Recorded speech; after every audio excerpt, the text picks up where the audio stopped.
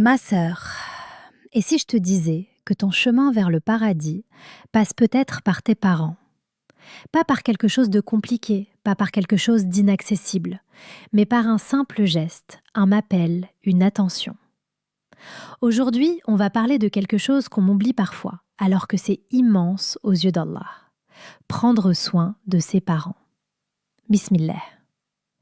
On vit dans un monde où tout va vite. On court après nos projets, notre argent, nos objectifs.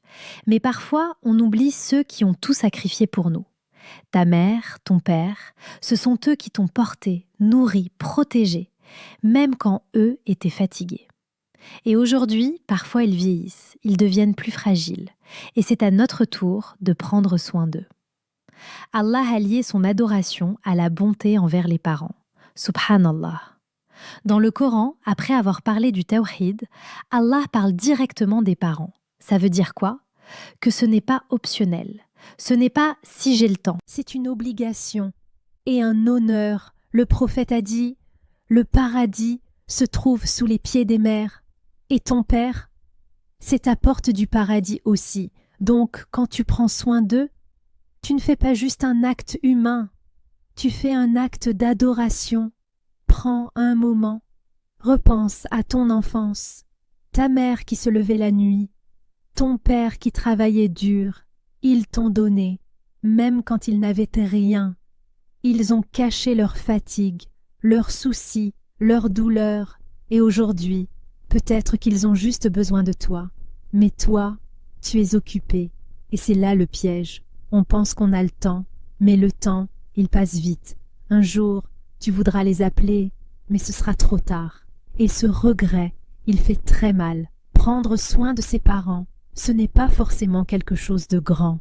C'est simple, mais puissant. Les appeler, leur parler avec douceur, leur rendre visite, les écouter, leur faire plaisir. Même un sourire, même une parole douce, ça peut peser lourd auprès d'Allah. Et surtout, ne sois jamais dur avec eux. Même s'ils sont difficiles, même s'ils ne te comprennent pas. Allah ne t'a pas demandé qu'ils soient parfaits, il t'a demandé d'être bonne envers eux. Oui, parfois c'est dur, il y a des parents qui blessent, qui ne comprennent pas, qui sont injustes, mais même dans ça, Allah regarde ton comportement à toi.